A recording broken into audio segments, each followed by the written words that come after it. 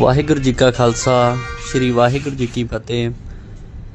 ਅੱਜ ਵੀਰ ਅਮਰਜੀਤ ਸਿੰਘ ਨੂੰ ਸਿੱਖ ਪਰਿਵਾਰ ਸੇਵਾ ਸੁਸਾਇਟੀ ਵੱਲੋਂ ਸਾਈਕਲਾਂ ਦੀ ਰੇਹੜੀ ਦਿੱਤੀ ਗਈ ਆ। ਵਾਹਿਗੁਰੂ ਜੀ ਅੱਗੇ ਇਹੋ ਅਰਦਾਸ ਕਰਦੇ ਹਾਂ ਵੀ ਇਹ ਵੀਰ ਚੰਗੀ ਮਿਹਨਤ ਕਰੇ ਤੇ ਆਪਣੇ ਪਰਿਵਾਰ ਦਾ ਪੇਟ ਪਾਲੇ। ਅਸੀਂ ਵੀਰਾਂ ਅੱਗੇ ਸਾਰੇ ਹੀ ਭੈਣ ਭਰਾਵਾਂ ਅੱਗੇ ਬੇਨਤੀ ਕਰਦੇ ਹਾਂ, NRI ਵੀਰਾਂ ਅੱਗੇ ਬੇਨਤੀ ਕਰਦੇ ਹਾਂ ਵੀ ਸਾਡੇ ਨਾਲ ਜੁੜੋ।